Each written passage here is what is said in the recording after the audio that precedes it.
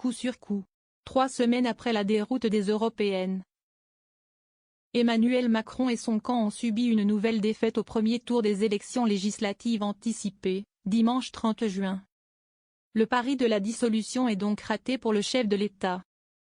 Selon les résultats définitifs, la coalition des partis qui soutient le président de la République a recueilli tout juste 20% à l'échelle nationale. Loin derrière le Rassemblement national et le Nouveau Front populaire. Écrasé par ces deux blocs dominants, le camp central revendiqué sera absent de nombreux seconds tours. Selon les estimations, il ne semble désormais pouvoir viser qu'une centaine de députés au soir du 7 juillet, contre 250 précédemment. Rude. Dans ce contexte, le sort des têtes d'affiche de la Macronie illustre bien cette débâcle. Parmi les ministres, ou ex-ministres, candidats, rares effectivement sont ceux à tirer leur épingle du jeu et pouvoir espérer regagner l'Assemblée. Quand c'est le cas, ils peuvent remercier leur ancrage local ou leur circonscription favorable. Bon éliminé, des ministres se retirent. Du côté du camp présidentiel, la défaite la plus retentissante est sans doute à trouver du côté de Clément Beaune. Marcheur historique, conseiller d'Emmanuel Macron quand il était à Bercy sous François Hollande, puis à l'Élysée.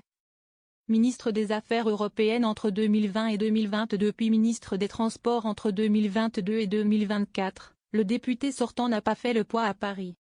Il est battu, dès le premier tour, par le premier adjoint d'Anne Hidalgo à la mairie, Emmanuel Grégoire, lequel récolte un peu plus de 50% des voix.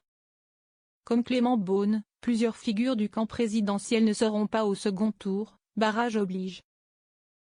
C'est le cas par exemple des ministres Marie Guévenoux, Outre-mer, ou Sabrina Agresti-Roubache, Ville. Les deux sont arrivés en 3e position dimanche soir, respectivement en Essonne et à Marseille, et ont donc annoncé retirer leur candidature pour que les voix des électeurs macronistes se reportent sur le candidat capable de vaincre l'extrême droite. Et elles ne sont pas seules dans cette situation délicate. La secrétaire d'État chargée des personnes handicapées Fadila Ratabi est elle aussi arrivée en 3e position dans sa circonscription en Côte d'Or. Derrière un candidat du NFP et un du RN. Même chose pour Dominique Faure en Haute-Garonne. Elles vont elles aussi devoir trancher, se désister, ou non. Outre ces cas particuliers, les choses sont également complexes pour plusieurs ministres, ou ex. Contraints à participer à des triangulaires, ou mis en ballottage plus ou moins défavorable après le premier tour. Très proche d'Emmanuel Macron, Stanislas Guerini accuse ainsi un retard de 10 points sur la candidate du Nouveau Front populaire Léa Balagel-Mariki à Paris.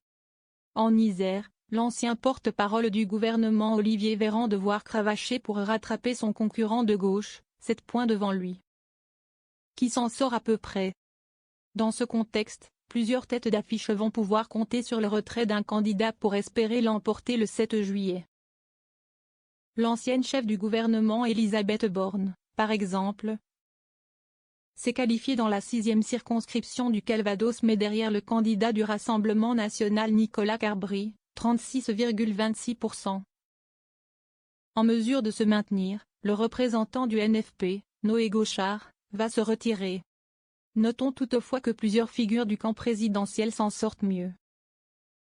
Quand c'est le cas, elles sont, pour la plupart d'entre elles bien identifiées dans leur circonscription ou bénéficient d'un électorat qui leur est favorable. Le chef du gouvernement Gabriel Attal par exemple, est arrivé en tête du premier tour dans les Hauts-de-Seine, dans l'ouest de Paris. Même chose pour le ministre de l'Intérieur Gérald Darmanin dans le Nord, la présidente sortante de l'Assemblée nationale Yaël Braun-Pivet ou Aurore Berger dans les Yvelines. Le patron du parti présidentiel Stéphane Séjourné, par ailleurs ministre des Affaires étrangères et très proche d'Emmanuel Macron, réussit pour sa part son baptême du feu dans les Hauts-de-Seine. Pour sa première candidature aux législatives, il termine en tête du premier tour. Il faut dire, aussi, qu'il a été catapulté dans l'une des rares circonscriptions encore acquises au bloc central. À vaincre sans péril, on sauve les meubles.